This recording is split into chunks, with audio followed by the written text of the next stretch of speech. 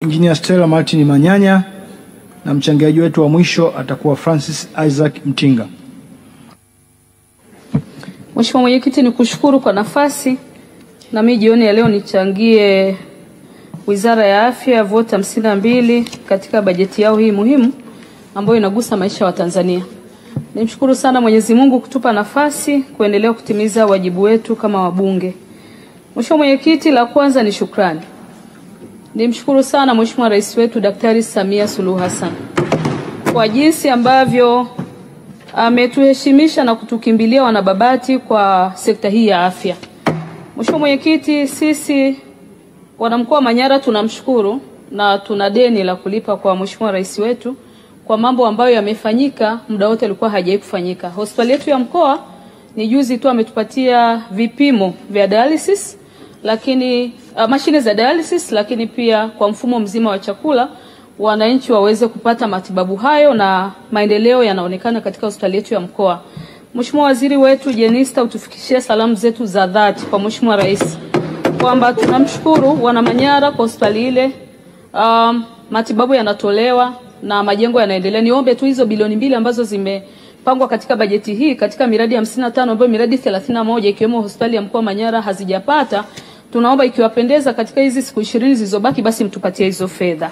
Mheshimiwa Mwenyekiti, kwa hospitali ya wilaya tumshukuru sana Mheshimiwa Rais. Kwa kweli kwa miaka hii ya Dr. Samia tumepata hospitali ya wilaya pale majengo zaidi ya 1.4 billion wametupatia, na mpaka wametupatia kangaroo room kwa ajili ya wale watoto njiti wamekuwa sasa wanahudumiwa pale.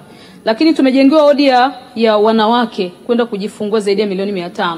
Tumepatiwa emergency ward milioni 300. Na sasa 1.4 billion inaendelea pale, majengo yetu yameboreka sana. Tusipokuwa na shukrani kwa kweli hata Mwenyezi Mungu hawezi kutubariki. Mheshimiwa Waziri, tufikishie shukrani hizi. Lakini vituo vyetu vya afya, mimi na kata 8 Mheshimiwa Mwenyekiti, katika kata hizo ni kata 2 tu zimebaki. Kata ya Nangara pamoja na kata ya Singe, vituo vya afya ambako hizo hela Mheshimiwa Waziri niliongea na wewe pia kwamba tupatiwe ili vile vituo viwili viweze kukamilika. Kwa kweli kwa jimbo letu tuna moyo wa shukrani kwa Mheshimiwa Rais wetu na serikali yetu pamoja na mawaziri wetu. Mheshimiwa Waziri, nikupongeze wewe na msaidizi wako, mmekuwa wasikivu, mnafikika tunapokuwa na shida yoyote, tukiwapigia simu kwa kweli mmekuwa mkitusaidia. Hasa wagonjwa wale ambao wameshindwa kuweza kutibiwa, mmekuwa mkitusaidia sana. Mheshimiwa Waziri, hongera sana kwa uzoefu ulionao. Ninaamini utasaidia wizara hii ya afya ukisaidiana na Dr. Molel. Tunawashukuru sana kwa jinsi ambavyo mmekuwa mkituhudumia. Mheshimiwa Mwenyekiti, ni zungumzie swala la pili kuhusu fedha hizi za MSD ambako anaomba wapatiwe deni hili la bilioni 434, lakini NHIF bilioni 210. Mheshimiwa Waziri, kwa kuwa sekta hii bado wahitaji ni wengi, tunakuomba hizi fedha basi Wizara ya Fedha iweze kutoa hizi fedha ili taasisi zetu hizi ziweze kufanya kazi kwa ufanisi. Jambo la pili Mheshimiwa Waziri, jambo la tatu ni swala zima la sera ya afya bure kwa wajawazito, watoto chini ya miaka 5 pamoja na wazee. Mheshimiwa Waziri, nikuombe, Mheshimiwa Naibu Waziri, juzi niliuliza swali. Ni nini hasa ambacho ni bure? Kwa sababu tumekuwa tukipata sana simu za wamama wajawazito wanaojifungua. Nimshukuru sana daktari wetu wa hospitali ya Mrara pale Babati. Amekuwa akitusaidia sana, madiwani pamoja na mbunge. Mama anaenda kufanyiwa operation ni bure, lakini akitoka tu kule theater, vifaa tiba, sindano, dawa, kila kitu anachajiwa. Mheshimiwa Waziri, nakushukuru umesisitiza kwamba sera hii bado iko pale pale, ndio tunayosimamia. Basi nakuomba ikikupendeza dada yetu, wakati wa ufafanuzi tuambie tu ni bure kweli au kuna vifaa vinachajiwa. Lakini Mheshimiwa Naibu Waziri, ulisema 60% ndio serikali inachangia. 40% kwenye swali wakati niuliza la nyongeza, maana yake yule mama anachangia. Basi tuweke wazi ili iepushe usumbufu tunaowapatia madaktari wetu na kuwaambia tibu ni bure, sera ni bure, kwa nini mnawachaji? Tukiweka hili huru litatuweka huru. Tunaomba siku ya leo mwatangazie wa Tanzania kwamba kuna mtu mwenye uwezo anachajiwa, kuna mtu asiyekuwa na uwezo anachajiwa, hata kama yuko kwenye hiyo package. Itatusaidia sana Mheshimiwa Waziri na itabariki kazi njema tunayoifanya katika serikali yetu. Niombe sana pia utupatie ufafanuzi. Baada ya kuleta hivi vifurushi hivi vya bima ya afya, je, bado tunasimamia sera yetu hii ya afya bure kwa wale au kuna change sasa? tunahama sasa, wote lazima tuone kwenye bima ya afya. Sasa wakati tukisema sera yetu inasema tunaratibu bure, wakati huu tumeintroduce vifurushi vya bima ya afya kwa wote na sheria tumepitisha hapa. Utatusaidia ufafanuzi, tunaenda na lipi? Wote tuende kwenye bima au bado hii timu inatibiwa bure? Mheshimiwa Mwenyekiti, niende kwenye hivi vifurushi. Mheshimiwa Waziri, una vifurushi vya Tarangire, una Ngorongoro, una Mikumi, una Serengeti, una Tanzanite. Mheshimiwa Mwenyekiti, ni jambo jema kabisa. Tulipopitisha sheria mwaka 2023 ya bima ya afya kwa wote, tuliomba serikali yetu, Mheshimiwa Waziri, utuletee sasa hivi vifurushi kupitia kanuni. Mimi ombi langu kwako Mheshimiwa Waziri, kamati yetu ya Bunge ya huduma za jamii pamoja na kamati ya sheria ndogo, hebu wapitie hivi vifurushi wavione affordability ya hivi vifurushi kwa wananchi wetu. Mheshimiwa Mwenyekiti, ukienda kwenye vifurushi hivi, mfano mzee mwenye miaka 60 plus ukimlipia kifurushi cha Tarangire shilingi 240,000,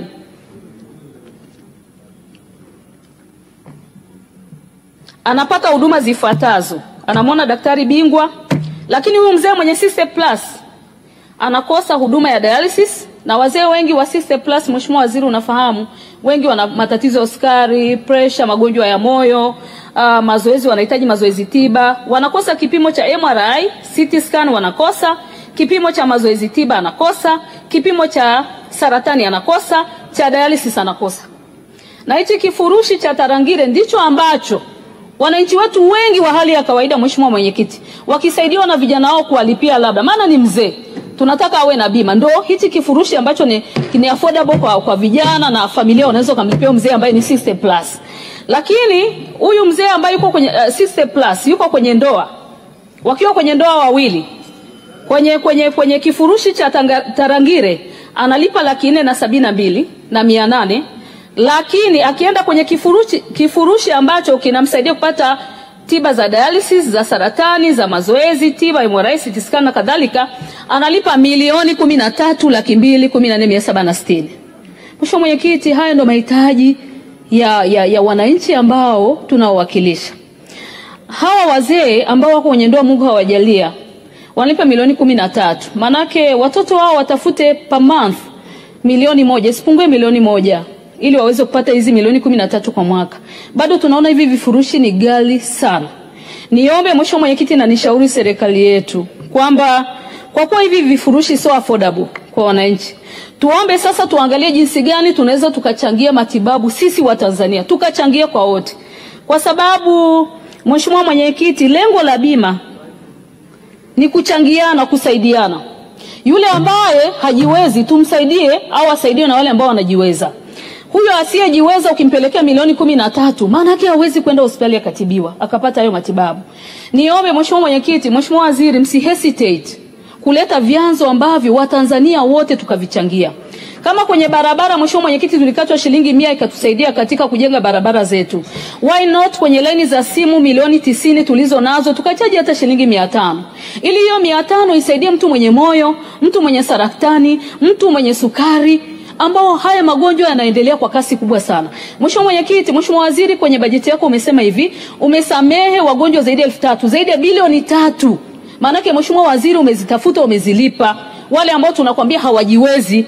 Sasa ili taasisi zisiendelee kulipa hizi fedha kwa machungu makubwa kwamba mtu amefariki, nimeletwa milioni 6, wanajamii hawana, Mheshimiwa Waziri, tunawashukuru, tunawapigia, mnatusaidia. Mimi ni shauri tusihesitate.